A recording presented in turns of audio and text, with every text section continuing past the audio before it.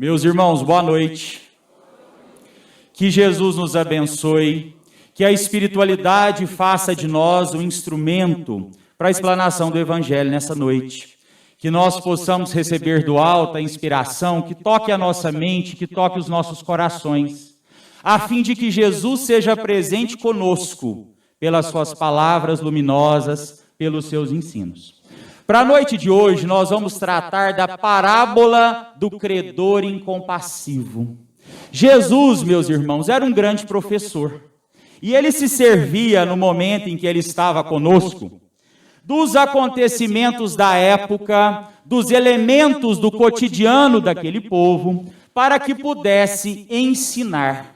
Jesus, então, contava histórias que nós chamamos de parábolas. Parábolas são comparações, são alusões que Jesus faz a determinados fatos daquele momento, querendo nos ensinar alguma coisa.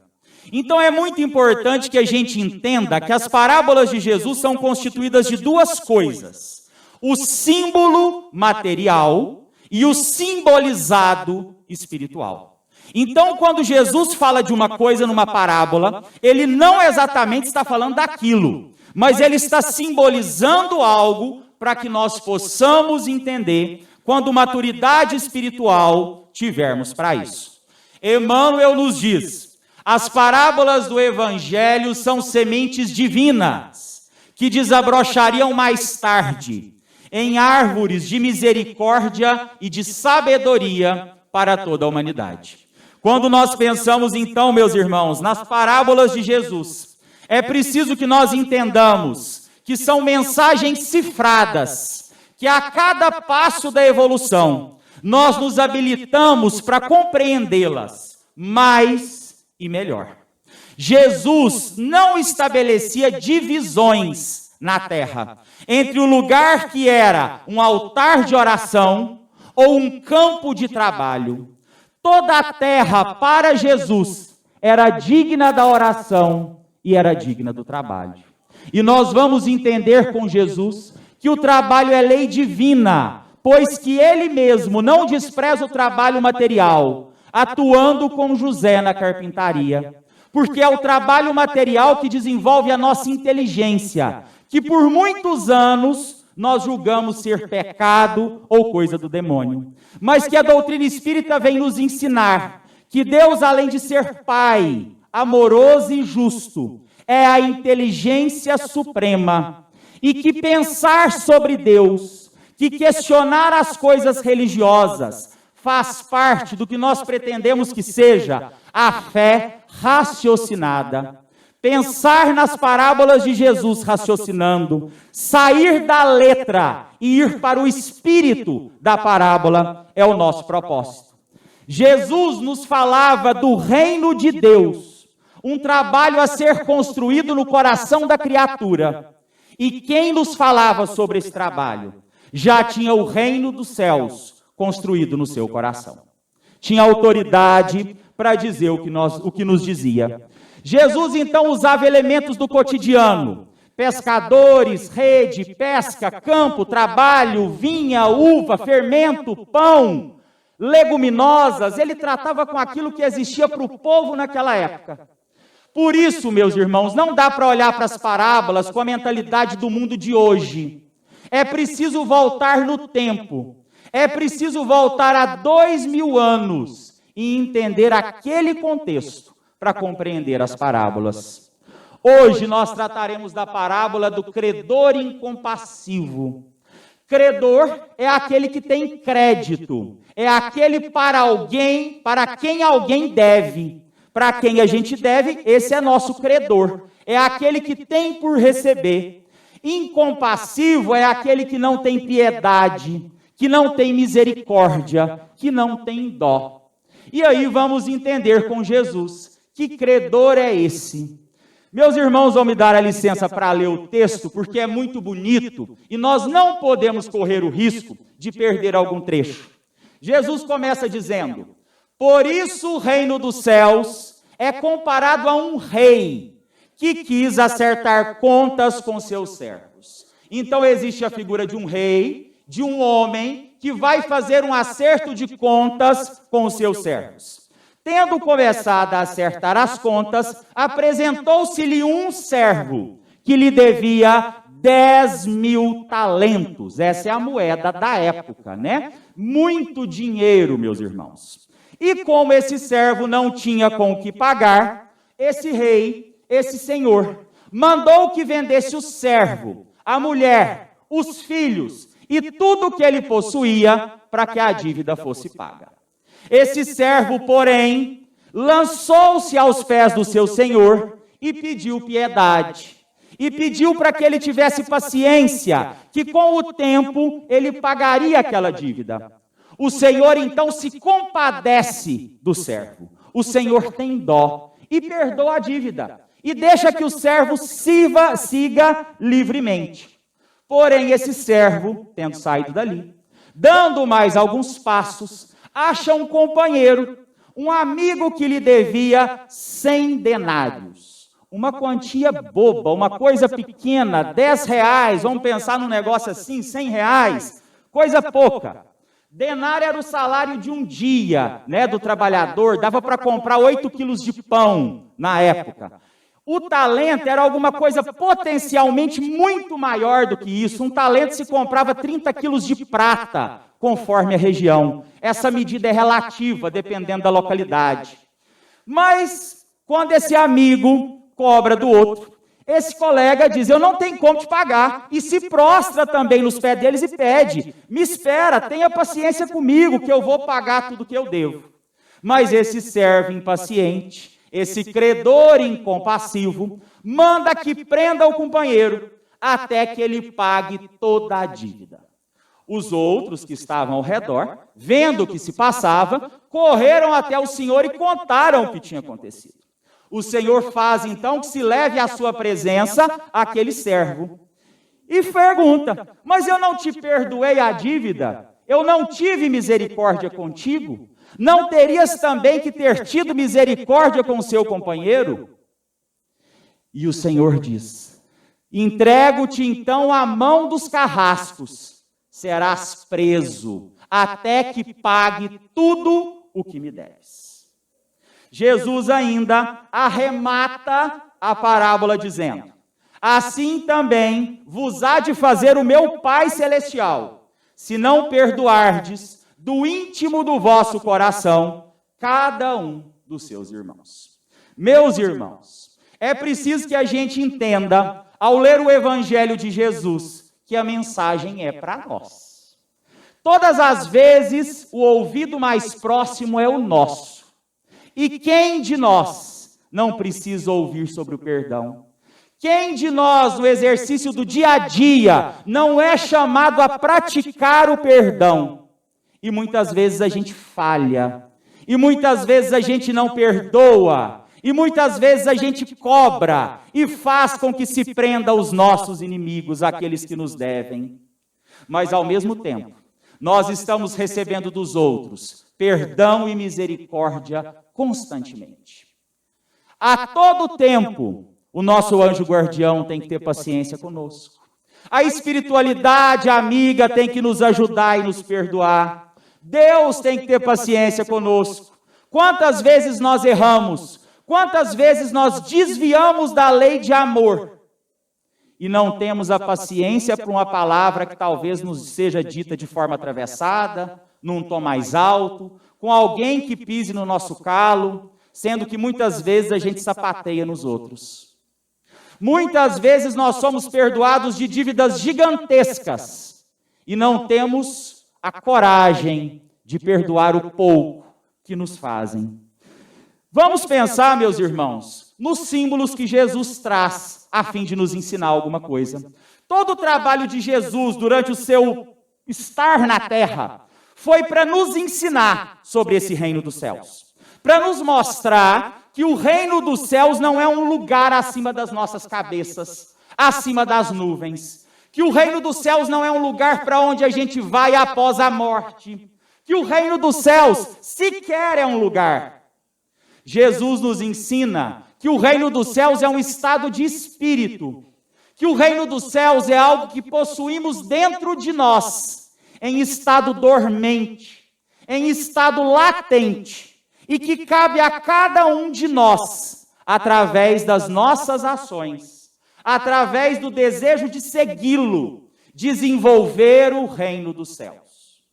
O reino dos céus, meus irmãos, é um estado de espírito, é uma condição de transformação moral, onde nós compreendemos que nós teremos a paz na medida que nós oferecermos a paz aos outros, que nós teremos amor na medida que nós oferecermos amor ao outro, que nós teremos perdão na medida que nós perdoarmos os outros. Quando nós começamos a entender isso, e que as nossas ações seguem essas leis, nós vamos assentando os alicerces da construção do reino dos céus no nosso coração. Nós vamos experimentando traços de paz que nós tanto desejamos, traços de amor, traços de tranquilidade, de saúde espiritual e de felicidade, que todos nós queremos. Mas é uma conquista, e isso é gradual. E se realiza através das nossas ações, das nossas palavras, dos nossos pensamentos. Aquele que nos ensina já tinha em si o reino dos céus. Se nós pretendemos ter em nós o reino dos céus, é preciso que nós sigamos os seus passos. O rei, ninguém mais, ninguém menos do que o próprio Deus, o Pai Celestial, o Criador dos seres e de todas as coisas do universo. E é preciso, meus irmãos, que a gente distinga. A doutrina espírita nos ensina que Deus é a inteligência suprema, causa primária de todas as coisas. Inteligência é algo de ordem imaterial, eterno, imutável, soberanamente justo e bom. É preciso que entendamos, meus irmãos, que Deus não é um velho barbado sentado numa cadeira nos esperando para um julgamento no final das contas, mas que Deus é força viva e criadora de todo mundo, mantenedora desse mundo, presente a todo instante em nossas vidas. Que Deus e Jesus são pessoas, se é que nós poderíamos chamar Deus de pessoa, são pessoas diferentes. Que Deus é o Criador, Jesus é Filho de Deus, assim como nós o somos. Quando a nossa terra foi criada, Jesus já era espírito puro, já tinha saído das mãos de Deus há muito tempo. Seu progresso espiritual se deu em outros mundos, tanto que é ele que preside espiritualmente, junto a outros engenheiros siderais, a construção da terra, a preparação da terra para o nosso nascimento. E quando nós já nos achávamos relativamente amadurecidos, ele encarna no nosso planeta para nos ensinar as leis de amor. Nós costumamos falar com os alunos da evangelização sobre uma cançãozinha assim: não vou mais fazer nenhuma confusão, pois Deus é nosso Pai e Jesus é nosso irmão. Eu não sei cantar, mas o conceito é esse, né? Que nos ajuda a distinguir. Deus é esse Pai, o Senhor da prestação de contas, aquele que vai chamar os servos. E aí nós somos obrigados a pensar nessa prestação de contas. Que contas é essa que nós devemos a Deus? O que Deus nos concede que em algum momento nós teremos que fazer o acerto? Nós vamos pensar, pode ser ao final da nossa encarnação, quando nós desencarnarmos, ali às vésperas do último suspiro, toda a nossa vida passa pelos nossos olhos e a gente pensa, o que eu fiz? Depois do desencarne, meus irmãos, nós não precisamos esperar essa morte para esse acerto de contas. À medida que nós vamos tomando consciência da lei divina, nós podemos ir percebendo aquilo onde nós estamos errando e quais as atitudes nós precisamos para nos emendar. A cada erro nosso, que já conhecemos um pouquinho da lei de amor, pelo menos no plano da consciência, a nossa consciência já alerta: você fez errado, você fez errado, e a gente precisa se reconciliar.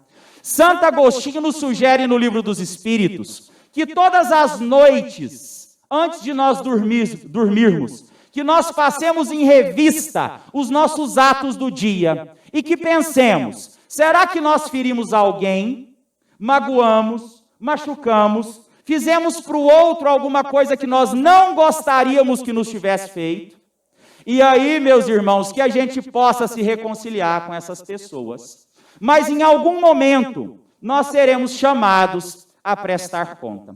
E quando nós pensamos nessa questão do julgamento divino, nós vamos ver as leis divinas funcionando na nossa vida. A lei divina trazendo para cada um de acordo com a sua obra, com as suas obras. E a lei divina, meus irmãos, tem duas medidas. A medida da justiça, que é aquela que cobrará pelo que nós fizemos, e a medida da misericórdia.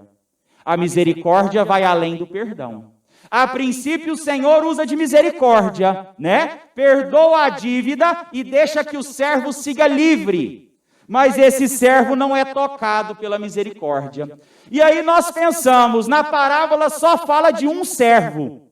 Mas esse um servo, meus irmãos, é suficiente para simbolizar todos os outros, para simbolizar todos nós, para simbolizar a humanidade inteira. Nós falamos do talento. O talento era a dívida desse servo. Em termos materiais, essa quantidade ela é relativa. É um valor histórico. Mas eu falei 25 é mais. 250 quilos de prata, né? 100 mil talentos seriam capazes de comprar. 100 mil talentos é igual a 100 milhões de denários. E o outro devia 100 denários. Uma quantidade muito grande. Mas o que nos interessa saber, espiritualmente, o que é esse talento? São os benefícios que Deus nos concede. Nós recebemos de Deus um corpo físico, uma família, saúde mental, saúde material, recursos para o trabalho, diversas coisas materiais que nos são emprestadas, diversas relações afetivas que nos são passadas por acréscimo de misericórdia, para que a gente possa aprender e crescer com ela. Os talentos são as conquistas espirituais, a inteligência que a gente já dispõe, a parcela de sentimentos e de emoções mais equilibrados que a gente tem, o conhecimento das leis divinas, tudo isso nos é emprestado. Mas aí a gente pensa, nós vamos precisar desse talento para progredir moral, material e intelectualmente. Mas nós temos feito bom uso desse talento? Todas as vezes que nós fazemos mau uso ou não uso desses talentos, nós contraímos uma dívida espiritual. Vamos pensar no dinheiro, meus irmãos. O dinheiro existe para promover o progresso do mundo, para oportunizar trabalho e crescimento, e para esparramar felicidade e progresso em torno daqueles que o detêm. Do centavo que a gente detém, ao milhão que porventura alguns detenham. Se nós não fazemos o uso devido, nós estamos em débito com a lei de amor. Nenhum de nós nasce na terra para passeio, nenhum de nós está aqui de férias, nenhum de nós está aqui para ser o rei da terra. Mas nós somos todos aprendizes, cada um numa condição material, moral, para que possa fazer o melhor de si. O nosso desrespeito com as leis divinas é o nosso agravo, é a nossa dívida. Todas as vezes, meus irmãos, que a gente não ama o outro, que a gente não age com o outro de acordo com a lei de amor, nós estamos fugindo a essa lei e criando uma dívida espiritual para nós. A parábola nos fala que o rei, a princípio, queria vender o servo, sua esposa, seus filhos e os seus bens. A lei mosaica daquele momento permitia que se vendesse ou que se escravizasse a pessoa, o devedor insolvável, o inadimplente. Aquela pessoa que devia e não tinha condições de pagar, ela podia ser vendida pelo seu credor. Isso aqui não foi alguma coisa que Jesus inventa, mas era da lei material da época. Mesmo que se vendesse ele, a esposa, os filhos e os bens, não se pagaria aquela dívida. Mas o Senhor age com misericórdia. Ele se lança aos pés do Senhor e suplica. E aí, meus irmãos, nós vamos pensar, Quantos de nós não precisamos do perdão? A atitude de se lançar ao pé e pedir simboliza a humildade que precede o perdão. Todos nós precisamos do perdão, mas que para recebermos esse perdão verdadeiramente, nós precisamos ser humildes. Nós precisamos de fato reconhecer os nossos erros e desejarmos ser melhores. Existe uma outra fala de Jesus que diz: pedi e obtereis. Se nós pedirmos o perdão, de fato nós obteremos. Mas é preciso que a gente lembre de uma oração que Jesus nos ensinou. Pai, perdoai assim como eu perdoo aqueles que me têm ofendido. Existe uma proporcionalidade. E nós temos perdoado aos que nos ofendem? É algo que nós temos que passar em revista diariamente, como nos sugere Santo Agostinho. A questão, a doutrina espírita nos ensina, né? Não basta simplesmente que a gente se arrependa. O mal que a gente fez para o outro, a gente vai ter que responder por ele. As pessoas que nós desviamos do caminho certo, nós vamos ter que reencaminhá-las. A doutrina espírita nos ensina em 3 passos a reparação do mal. Primeiro, o arrependimento. E aí, de fato, a humildade que precede o perdão. Eu me arrependo, reconheço o meu erro e peço perdão. Mas mesmo assim eu terei de expiar esse erro, de experimentar o sabor ruim que eu impus ao outro, para que eu me lembre que esse sabor não é bom e não queira oferecê-lo a mais ninguém. E a reparação. O que nós fizemos de errado, nós teremos de reparar. Se nós não tivermos de reparar com as mesmas pessoas, porque talvez elas não registraram o mal, talvez elas nos perdoaram e seguiram na sua evolução, nós repararemos com outras pessoas nas mesmas condições que aquelas. O perdão do rei, de fato foi perdoado? Foi uma moratória? Foi um voto de confiança? De fato foi perdoado. O rei perdoa aquele servo tanto que permite a sua saída em liberdade. E é nesse momento, meus irmãos, que Jesus apresenta uma novidade para a humanidade. Porque as pessoas conheciam Moisés e a lei de Moisés. A lei, embora Moisés fosse um médium extraordinário, que recebeu numa psicografia de pedra os 10 mandamentos, ele teve que criar uma lei humana, uma lei material para disciplinar as pessoas daquela época, nós que estávamos encarnados lá. Nessa lei material, ele atribuía ela também a Deus. E ela dizia que se roubou, vai ter a mão cortada. Que se matou, vai morrer. Essa é a lei que grudou na mente das pessoas naquele momento. E que nos conserva a imagem até hoje do Deus do olho por olho, dente por dente. Quantas vezes a gente vê alguém falando para alguém que está fazendo uma coisa errada, às vezes para criança, menino não faz isso porque Deus castiga. A ideia de Deus castiga é lá da época de Moisés. Deus não castiga ninguém. Jesus já desfez essa visão. Deus é Pai. Quando Jesus fala, Pai nosso, Jesus estremece as bases da terra, mostrando a figura paterna e amorosa de Deus. Uma figura misericordiosa. Os judeus só acreditavam que Deus julgava pela justiça. Jesus nos mostra que Deus usa da misericórdia. Emmanuel tem uma mensagem muito bonita, chamada Estatuto da Beneficência.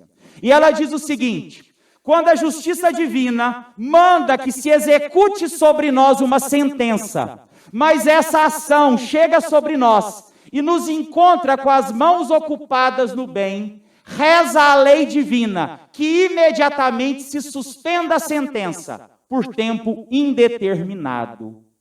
Sabe o que significa isso, meus irmãos? Que a gente não precisa pagar pelos erros só sofrendo, só passando por dores e dificuldades. Que é possível pagar as dívidas amando, que é possível pagar as dívidas espirituais trabalhando no bem. E como a seara do bem está carente, né? Precisando de nossas mãos. Um de seus companheiros, aqueles que foram lá, que estava devendo, né? devia 100 denários. Gente, 100 reais, coisinha pouca. Se a gente trouxesse isso, a correspondência não é essa. Mas imaginemos, né? O cara devia 10 mil, o outro devia para ele 100 reais. Mais ou menos isso. Devia pouco e não foi perdoado. Fez que se encarcerasse até pagar a dívida. O cárcere é a expiação. É devolver para nós em forma de dores, problemas, sofrimentos, doenças, privações, dificuldades, o mal que a gente fez. Aqueles colegas contaram ao Senhor. Isso nos faz lembrar o seguinte, que ninguém foge à justiça divina. Que a gente não faz nada escondido de Deus. Kardec tem uma fala na Gênese que é a seguinte: quando a gente pensa, o nosso pensamento imediatamente ressoa em Deus. Deus é presente conosco. O nosso pensamento imediatamente está em Deus. Não tem jeito de esconder. Se a gente lembra do Livro dos Espíritos, tem uma questão lá que pergunta: aonde está escrita a lei divina? E os espíritos superiores respondem: na consciência. E não tem jeito da gente mentir para a própria consciência, meus irmãos. Não tem como enganar as leis divinas. Quem são os algozes, aqueles torturadores que lá na cadeia vão fazer que o outro pague? É a lei de causa e efeito. É a dor que nos visita. É a professora brava que traz para cada um de acordo com as suas obras, para que a gente aprenda a duras penas as lições que a gente não quis aprender pelo amor. Jesus finaliza: assim também meu Pai Celestial vos fará, se cada um de vós, do íntimo do coração, não perdoar o vosso irmão. Meus irmãos, que nós tenhamos coragem de exercitar o perdão. O perdão na nossa casa, quando alguém nos responde alguma coisa de uma maneira equivocada ou que a gente não gostou. O perdão no nosso serviço, com as pessoas mais difíceis de convivência. O perdão para aquelas pessoas que não nos entendem. O perdão para os nossos companheiros de casa espírita. O perdão para as pessoas com as quais a gente convive na rua. O perdão para as pessoas que não pensam como nós. Isso é exercício diário, porque também nós dependemos da misericórdia dos outros, diariamente.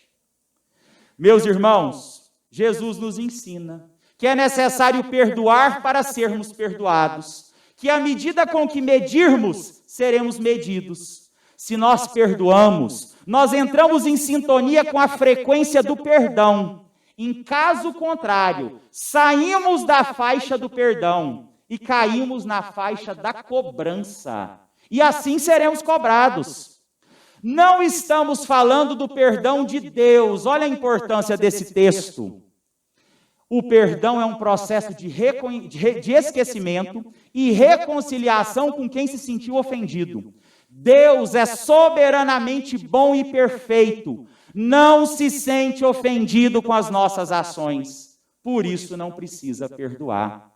O indivíduo é que se situa vibratoriamente numa ou noutra faixa, à sua vontade, recebendo o que transmite.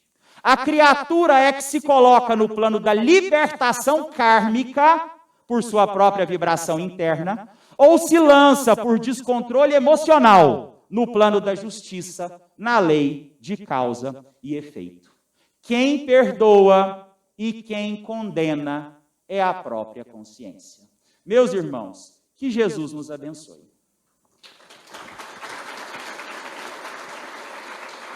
Nosso